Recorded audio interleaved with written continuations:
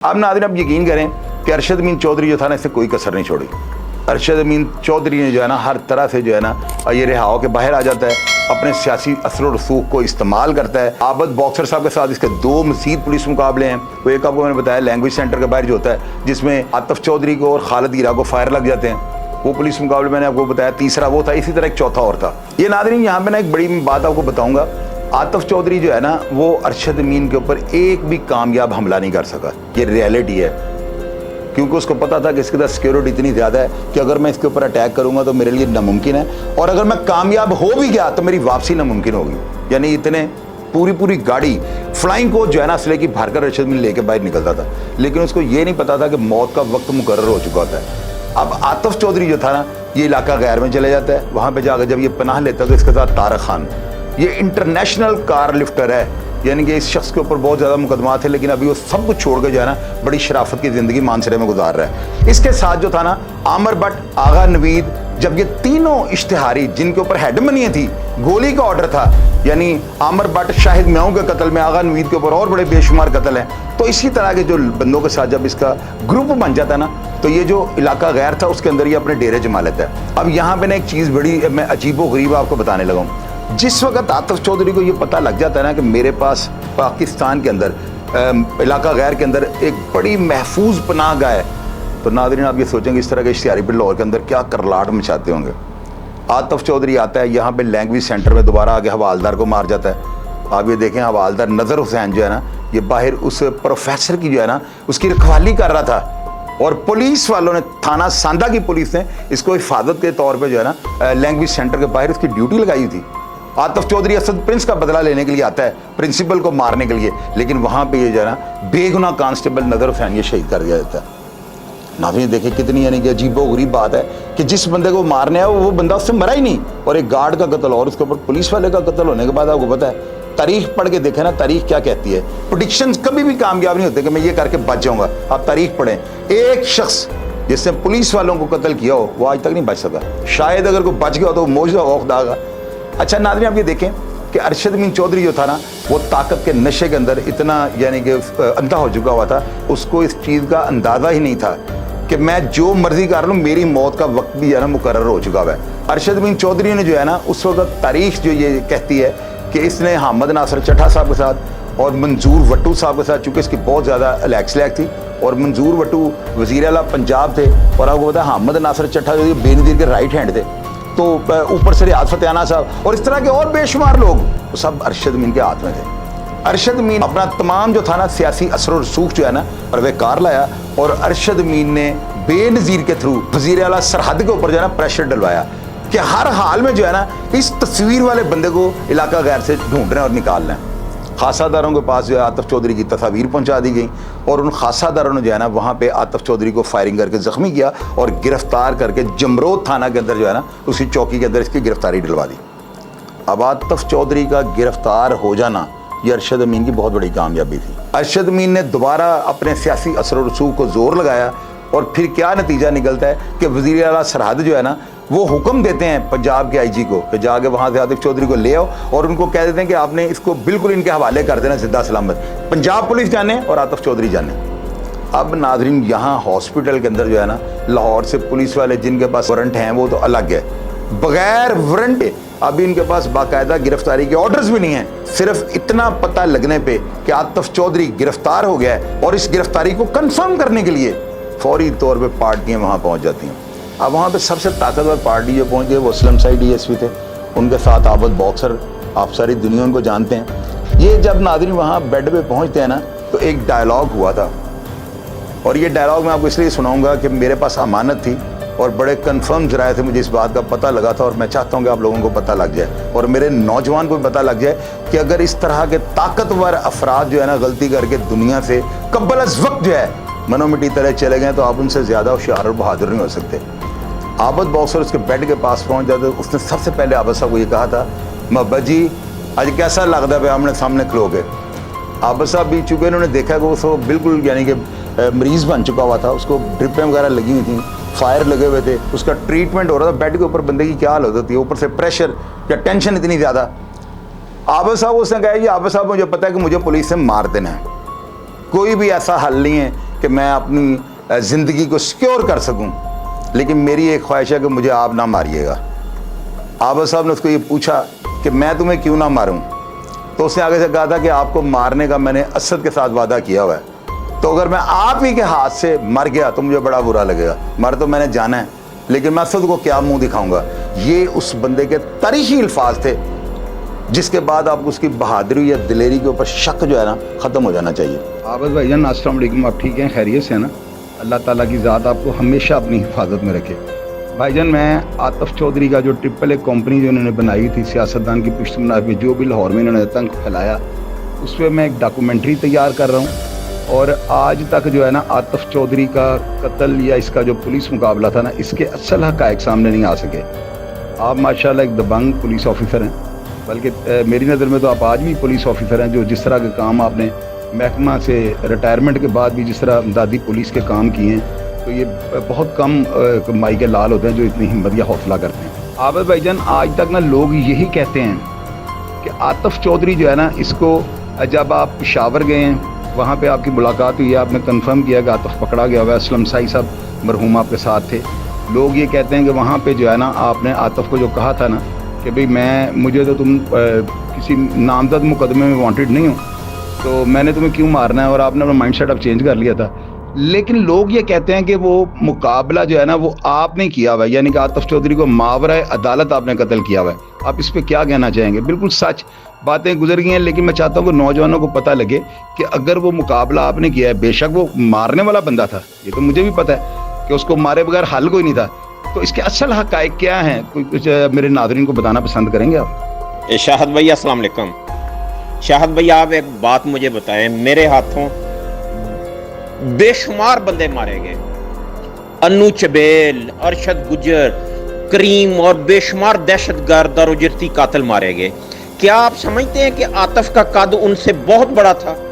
मैं जब जो मेरे हाथों मारे गए हैं, मैं तो अल इलानिया कहता हूं कि मेरे हाथों मारे गए, और जो नहीं मारा गया वो मैंने उसको कभी ऑन नहीं किया। आतिफ, मैं उस वक्त SHO सांदा था जब आतिफ पकड़ा गया, और मुझे वो एक इसी कत्ल, ये जो हमारा शहीद हुआ था कांस्टेबल, उसमें मतलूब था, लेकिन उसके वो अल्फाज मुझे खा गए कि मोहब्बत जी वक्त पूरा हो गया है, वक्त पूरा हो गया है, इतनी लिखवा के आया था मैं। तो मेरी ख्वाहिश है कि मैं आपके साथ, मेरे 4 पुलिस मुकाबले हैं, तो मेरी ख्वाहिश है कि मैं आपके हाथों ना मारा जाऊं। मुझे अब मार देना है किसी ना किसी ने, तो मैं चाहता हूं कि आप ना मारें, आप इस गेम का हिस्सा ना बने। तो किसी वक्त इंसान को कोई बात जो है वो असर कर जाती है शायद भाई, तो वो मुझे बात जो है वो असर कर गई, या कह लें कि मैंने उसकी आंखों में जो बेबसी देखी या इल्तजा देखी, उसके पेश नज़र मैंने उसको इनकार कर दिया। बात यह है कि अगर वो मेरे हाथों मारा भी जाता तो मुझे ऑन करने में या मानने में कोई कबाहत ना थी, क्योंकि वो गैंग तो सारे का सारा ख़त्म हो गया। तो अगर मैं उसको मारता तो उसका बाप मेरी शादी अटेंड ना करता, और सबसे आगे वो मेरी खुशी में शामिल ना होता। ये सबसे बड़ा सबूत है, क्योंकि उसे पता था कि मैंने उसके बेटे को हलाक नहीं किया। आबद भाईजान, आप अभी भी जो है ना अपने महकमे को जो है कवर कर गए हैं। मैं सिर्फ आपसे ये पूछना चाहता हूँ, चूँकि आप बड़े जहाँ अदीद हैं, आप बेशक, मैं मान ली मैंने आपकी बात कि वो पुलिस मुकाबले में नहीं मरा हुआ, मैं ये बात को भी तस्लीम कर लेता हूँ कि आप उसमें कोई भी इन्वॉल्वमेंट नहीं, आपने दिल साफ़ कर लिया था, और आपने अपनी, ठीक है, ज़ाहिर है कि आपकी कोई ज़ाती दुश्मनी तो नहीं थी, वो तो बन रही थी, और कोई खुदा ना था जानी माली नुकसान नहीं हुआ था।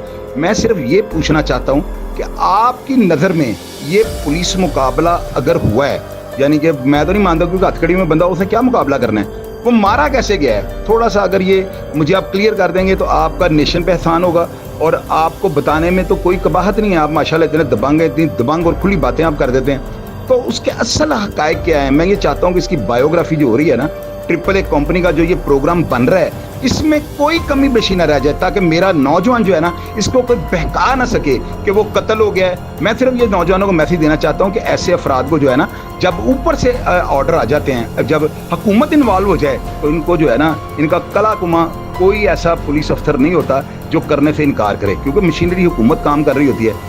तो आपकी नज़र में इस मुकाबले के या इस कत्ल के हक़ाइक़ क्या हैं? कौन बंदे हैं जिन्होंने आतिफ चौधरी को मारा? कोई ये कहता है अरशद मीन वगैरह आगे, उन्होंने आगे अटैक कर दिया, नादू वगैरह साथ थे, और वो जो हाजी परवेज़ वगैरह और आरिफ चौधरी या कोई इस तरह के लोग जो है ना, ये सारे साथ थे। तो आप काइंडली अगर मेरे प्रोग्राम की तवज्जो से अगर आप नाज़रीन को ये क्लियर कर दें तो एक जो है ना नौजवान उसको ये पता लग जाएगा कि हुकूमती मशीनरी जब काम करती है ना तो फिर कला कुमा जरूरी हो जाता है। तो हक़ाइक़ से तरफ पर्दा उठा दें, आप तो माशाल्लाह बड़े दिलेर हैं। थैंक यू वेरी मच भाईजान। शाहिद भाई, इसमें मैं आपको ना एक मौलाजर फिल्म का डायलॉग दोहराता हूँ। क्रिमिनल क्राइम के 100 तरीके जानता है, लेकिन पुलिस क्रिमिनल को कुचलने और पकड़ने के लिए 101 तरीके जानती है। मैं पेशावर जब गया तो मैंने इसकी इल्तिजा, बेबसी और फरियाद का मान रखा, क्योंकि मुझे यकीन और शोर था कि ये किसी न किसी के हाथों मारा जाएगा, वरना मेरा कांस्टेबल हवालदार जो भाई शहीद हुआ था सांदा में, मेरा शायद ये फैसला ना होता। मुझे शोर था कि इसने मारा जाना है।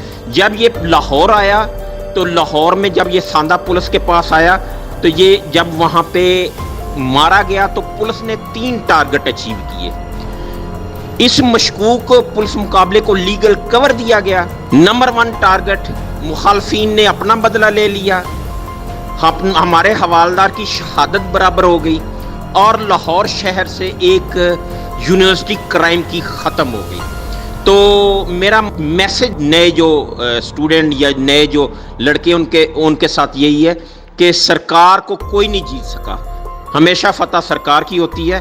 तो मेरी गुजारिश है उन बच्चों से कि बिल्कुल इंस्पायर ना हो इन क्रिमिनल से, अपने माँ बाप का साथ दें, उनको काबिल होके उनकी जो थकावट है या जो उनकी मेहनत है उसका उनको सिला मिल जाएगा। Thank you. आतिफ चौधरी बहुत ना डर था, मैंने उसके खिलाफ प्रोग्राम किया पहला, लेकिन मैंने आपको ये नहीं बताया कि मेरा वो दोस्त था। वो जो बातें गलत थी ना, जो मेरे मुंह से गलत निकल गई या जो मैंने बातें सुनी के आपसे कर दी, उन सब की करेक्शन के लिए मैं इस बंदे का जो है ना इसकी कंप्लीट बायोग्राफी कर रहा हूँ।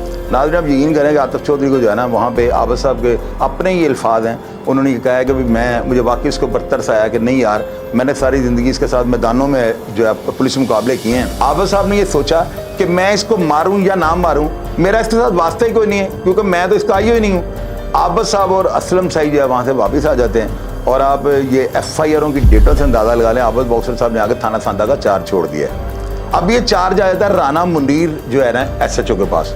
राना मुनीर जो थे ना, यहाँ पे ज़राए ने बताया कि अरशद मीन चौधरी साहब ने जाके जो है ना उनको 5 लाख रुपए की एक कापी दी थी और अरशद मीन ने उनको ये कहा था कि आतिफ चौधरी को जो है ना पुलिस मुकाबले में मारना है। राना मुनीर साहब जो थे ना, इन्होंने ये कहा था कि भाई मैं इसलिए पुलिस मुकाबले में नहीं मार सकता, इसकी गिरफ्तारी सरहद में पड़ी हुई है, तो अगर वहाँ पे कोई रेट वगैरह हो गई तो वो जो है ना हमारे लिए मामला खड़े हो जाएंगे, तो मुझे अपनी बेगुनाही साबित करना बहुत मुश्किल हो जाएगा। इस वजह से जो है ना इनकी आपस में बात चलनी शुरू हो गई। आतिफ चौधरी को लोहारी थाने ले आए, अख्तर पहलवान की टीम जो है वो उनको गिरफ्तार करके ले आते हैं और इस टीम के 4 बड़े तकड़े ASI, मुजाहिद सिरा जो DSP शादरा इस वक्त, उसके अलावा कमर अब्बास साहब और राना मुजाहिद, ये चारों जो थे ना उस वक्त ASI थे, इनका एक बैच था। और ये जो थे ना थाना लोहारी के SHO अख्तर पहलवान, ये उनकी टीम थी। अब नाज़रीन, इनके पास जब वो गिरफ्तार करके ये लाहौर ले आते हैं तो ये वो वाक़या था जिसमें आतिफ चौधरी ने जो है ना और साथ आमर भट्ट ने और आगा नवीद वगैरह ने और साथ महबूब लंबा भी था, इन चारों अफराद ने जो है ना हाजी परवेज के ऊपर और उसके साथ जो था आरिफ चौधरी, इन दोनों के ऊपर फायरिंग की थी। ये वाक़या इस तरह था कि एक इंस्पेक्टर है मकसूद हयात बाबा, उनके भाई जो है ना वो आरिफ चौधरी के बहनोई थे और ये आरिफ चौधरी अपनी फैमिली को अपने बहनोई के घर मकसूद हयात बाबा इंस्पेक्टर, पीछे आप इनकी तस्वीर देख रहे हैं, इनके भाई के पास लोहारी छोड़ने जा रहे थे और वहाँ पे जब है ना मोटरसाइकिलों में इनका आमना सामना हो जाता है तो आतिफ चौधरी जो है ना ये हाजी परवेज साहब को फायर मारने लगता है और हाजी साहब उसे कहते हैं, हाजी परवेज साहब बड़े थैरली जेंटलमैन आदमी, उनको ज़ाती तौर पर जानता हूँ। इन्होंने वहाँ पर उसको ये कहा था कि यार साढ़े नाल खवातीन ने किसी औरतां छड्ड आने तो जिथे कहोगे आ जाएंगे, तै गैर मुनासिब हरकत है, कभी भी कोई दुश्मनदार बंदा यहो जी हरकत नहीं करता। तो आतिफ चौधरी ने वहाँ पे हाजी परवेज साहब को ये कहा था कि तू तो मेरे ना गाली ना कर, तू मेरा यार मारे है। उसका इशारा आबद चौधरी की तरफ था, क्योंकि आबद चौधरी की जो अपर माल तारीख से वापसी पर कत्ल हुआ है ना, उस कत्ल में हाजी परवेज साहब का भी नाम उस FIR के अंदर था, उसमें इलियास गुजर साहब का भी नाम था, उसमें वो मुश्ताकी जो था ना, मेन जो था जिसने कत्ल किया था वो मुश्ताकी था, नारंग मंडी का वो इश्तिहारी था। हाजी साहब क्या हाल है आपका, ठीक है, खैरियत से ना भाईजान? सर मैंने सिर्फ ये पूछना था कि आतिफ चौधरी का जो मुकदमा दर्ज हुआ था FIR में तो आपका नाम नहीं है, उसमें तो वो पुलिस अफसरान ने आके जो है ना उसको पुलिस मुकाबले में मारा है और आपको पता है कि हुकूमती मशीनरी जो थी उसके अगेंस्ट काम कर रही थी। तो आपका नाम ज़िमनियों में आया है या पुलिस वालों ने कैसे आपको जो था मुलव्वस किया था, और आपने कितनी देर इस केस का ट्रायल जो है ना वो भुगता भाईजान? अस्सलाम वालेकुम जी, शाहिद भाई आप ठीक ठाक हैं? अच्छा शाहिद भाई, इसमें जो है ना मैंने ये केस जो है ना 7 साल भुगता है और इसमें हम बेगुनाह थे। हमें पुलिस ने जो है ना पुलिस ने मारा है और हमें जो है ना इसमें जो है ना ज़िमनिया में जो है हमें नामजद कर दिया, चालान कर दिया। हाजी साहब, जो आतिफ चौधरी फिल्म थी ये आपने बड़े ज़राए ने कंफर्म किया है कि आपने उस फिल्म को जो है ना सिनेमा में नुमाइश के लिए रोके रखा था। तो आपने क्या दरखास्त दी थी, यानी क्या किस बेस पे जो है ना आपको ऑर्डर मिले थे? जो उस फिल्म के अंदर क्या ऐसा कोई मामला था जो कि आपको गैर मुनासिब लगा और आपने सोचा कि नौजवानों को मैसेज गलत जाएगा, वो ज़रा थोड़ी तफसील उसकी बता दें। जी शाहिद भाई, ये जो है ना जब फिल्म बनी ना तो मैंने एतराज़ ये उठाया कि एक तो हम बेगुनाह इस कत्ल में 7 साल से इस कत्ल को भुगत रहे हैं, दूसरा ये जो कौन सा कैद आज़म पर फिल्म बन गई, बच्चों को क्या ये मैसेज दे रहे हैं, क्रिमिनल रिकॉर्ड था उसका। तो मैंने इस बेस पे जो है ना उसको जो है ना सेंसर बोर्ड के चेयरमैन को जो है ना पार्टी बनाया और मैंने जो है ना वो उसका स्टे ले लिया। ठीक है कि नहीं? ओके। अच्छा भाईजान, कुछ लोग ये कहते हैं कि चौधरी अरशद मीन ने जो है ना राना मुनीर जो SHO थे इनको 5 लाख रुपया भी दिया था, लेकिन राना मुनीर ने कहा था अरशद मीन चौधरी को कि जी मैं इसका पुलिस मुकाबला तो नहीं कर सकता, ये कागजात में आया और हमें पेशावर रिट पे तारीखें भुगतने जाना पड़ेगा। तो आपके नोटिस में कोई ऐसी बात है कि अरशद मीन चौधरी ने आतिफ चौधरी के पुलिस मुकाबले के लिए राना मुनीर साहब को 5 लाख रुपया दिया हो, कि ये बात गलत है? शाहिद भाई, ऐसी कोई बात नहीं है और ना ही वो कोई मेरे इल्म में है और ना ही मैंने देखा को चौधरी अरशद मीन ने 5 लाख दिया। ये वैसे लोगों ने प्रोपेगेंडा बना दिया है, कोई ऐसी बात नहीं हुई। तो नाज़रीन, जिस वक्त ये टीम उसको लोहारी इस 324 की FIR में, जिसमें 2 राहगीर जख्मी होते हैं, इस FIR में पेशावर से आतिफ चौधरी को गिरफ्तार करके ये टीम लेके आती है। अब जिस वक्त ये सांदे थाने को यहाँ पे हवालदार नज़र हुसैन शहीद हुआ था, इसकी इन्वेस्टिगेशन के लिए भी आतिफ चौधरी को यहाँ लाना बहुत ज़रूरी था। अब नादरीन, सांदा की टीम जो है इसको लेकर जायब कुआ पे जाती है। जिस वक्त ये टीम उसको लेकर जायब कुआ पे जाती है ना, और वहाँ पर जो है ना बामुताबिक FIR इस पुलिस मुकाबले के लिखा हुआ है कि एक ब्लू कलर की जो है ना जीप आती है, उसमें से 4 नामालूम अफराद जो है ना वो आतिशी असले के साथ फायरिंग करते हैं और इस फायरिंग के नतीजे में आतिफ चौधरी हलाक हो जाता है। अब आज मैं इस चीज़ से आपको नकाब उतार दूंगा और ये प्रोग्राम करने के बाद मुझसे कई लोग जो है नाराज़ और खफा हो सकते हैं। मैं आपको रियलिटी बताऊंगा। हुकूमती मशीनरी का इतना ज़्यादा प्रेशर था SHO सांदा और DSP और सर्कल SP के ऊपर कि मैं आपको इस बात को जो है लफ्ज़ों में बयान नहीं कर सकता। अब ऊपर से ऑर्डर आ जाते हैं कि इसको मारना है, तो कोई पुलिस वाला महकमा में ऐसा नहीं मौजूद था जो इस चीज़ का भार उठाता कि आतिफ चौधरी को मैं मारूंगा। चूँकि आतिफ चौधरी की सारी जो हिस्ट्री थी वो हर बंदा उससे आगाह था और पुलिस वाले खौफ खाते थे। ये मेरी बात आप लोगों ने याद रखनी है। दहशत की अलामत आतिफ चौधरी। तो वहाँ पे अख्तर पहलवान जो है इनकी ड्यूटी लगी और इन्होंने अपने जो मतहत 4 इनके लखते जिगर टाइप इनकी सारी टीम थी और बड़ी देर इस टीम ने इनके साथ काम किया है और एक से बढ़ के एक ये सब समझदार, बड़े ऑनेस्ट और बड़े ज़बरदस्त किस्म मंजे हुए पुलिस ऑफिसर हैं। नाज़रीन, सब ने जो है ना वहाँ पे मौके पे पहुँच के आतिफ चौधरी को पुलिस मुकाबले में पार कर दिया, क्योंकि आपको पता है कि हुकूमत का घंटा सबसे बड़ा होता है और उस घंटे के आगे किसी की इतनी ताकत नहीं कि अपनी छोटी छोटी सुइयाँ उसके आगे जो है ना उसके आगे करे। वो घंटा उठकर टन की आवाज़ इतनी ज़्यादा होती है कि टन टन नहीं होता है। तो ये सारा जो मामला था ना ऊपर से मैनेज हुआ था। आतिफ चौधरी को मारने का हुक्म आ चुका हुआ था और ये इस वजह से एक तो आबद बॉक्सर साहब के साथ उसके इतने मुकाबले थे, दूसरा हवालदार का जो है ना उसको कत्ल करना, उसको शहीद करना जो है ना इसकी मौत का मौजब बना। आतिफ चौधरी ने 3 जो ख़तरनाक जो मर्डर करवाए थे, एक नानी का वो शालू की वजह से, उसके बाद जो अरशद मीन पे उसने अटैक करने की जो ज़हन में जो उसने ताक बिठा ली कि मैंने बदला लेना है, वो आबद चौधरी की वजह से, और इसी तरह जो है ना हवालदार का जो कत्ल था वो असद प्रिंस की वजह से। नादरी ये किताब फरोश का बेटा था और आज आपको अपनी याददाश्त बताता हूँ कि जिस दिन आतिफ चौधरी का पुलिस मुकाबला हुआ ना उससे एक दिन पहले, ये जुम्मे रात का दिन था, ये लावा भाई के साथ मेरे भाई हैं उनके साथ मेरी बात जिस दिन हुई है ना तो उन्होंने मुझे याद करवाया, क्योंकि वो भी 5 ब्लॉक में थे जब चाचा अफजाल बॉडी देखने जाता है ना जुम्मे वाले दिन।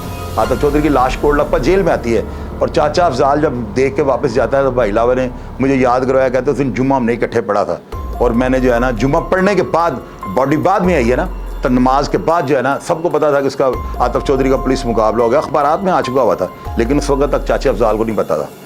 अब वो जब ड्योढ़ी में जाते हैं तो उस वजह से उन्हें जुम्मा और जुमेरात का दिन याद था। आतिफ चौधरी को जो है ना कैफरे किरदार पे पहुंचा दिया गया, क्योंकि इसको मारना इसलिए नादरीन ज़रूरी था। एक तो वो आपको ने बताया कि नीमला वारस, दूसरा बाप के साथ जो है ना उसका रवैया इतना मनफी था, कोई बंदा भी इस रवैये की तारीफ नहीं करता था, कम से कम मैं तो नहीं करता था। अब देखें कि इस दुश्मनी के अंदर जो था ना, इस कत्ल व गारत के अंदर ये दो यक्के जब बड़े यक्के से अलग हुए हैं और एक दूसरे को मारने की शपथ लेते हैं तो शहर के अंदर क्या करलाट जो है नादरीन मच जाते हैं। ये सारी कहानी जो है ना हकायक पर मबनी थी। आतिफ चौधरी यारों का यार था, इसमें कोई डाउट नहीं है। उसके बाद आप ये देखें आगा नवीद जो है ये भी पुलिस मुकाबले मर गया, आमिर भट्ट को भी पुलिस मुकाबले मार दिया गया। यानी इस गैंग का कोई एक बंदा भी आज जिंदा नहीं है सिवाय हीरे के। खालिद हीरा चूँकि वो अपनी लाइन ट्रैक चेंज कर गया, बड़ी अच्छी ज़िंदगी गुजार रहा है, मेरा उसके साथ कांटेक्ट भी हुआ था। उसने मुझे कहा भाई ना हम तो सारा कुछ छोड़ गए। मैंने कहा यार ये मादी की बातें हैं, मैंने अपने नौजवानों को एक सबक देना होता है कि यार इन कामों का कोई फ़ायदा नहीं। तो आप ये देखें इतनी कत्ल व गारत, और इस पूरी कहानी में 20 बंदे ऐसे हैं जिनका मैं जिक्र ही नहीं आपसे कर सका। टाइम बड़ा लिमिटेड होता है, कहानी इतने इतने बड़े अफराद की है कि मेरे अलावा कोई बंदा अगर इन किरदारों के ऊपर प्रोग्राम करेगा तो आप उसकी ज़ुबान की लर्जिश चेक कीजिएगा। और अल्लाह का शुक्र है कि मेरी हिम्मत और मेरा जज्बा इतना ज़्यादा है कि मैं किसी भी चीज़ से जो है ना बिल्कुल नहीं डरता हूँ, और मैं कोशिशें करता हूँ कि अपने नौजवानों को सारे हकायक वो सामने रखूँ कि फ़ैसला वो खुद कर सकें, उनको फ़ैसला करने में किसी भी किस्म की प्रॉब्लम ना हो। अपना ढेर सारा ख्याल रखिएगा जी। पाकिस्तान जिंदाबाद।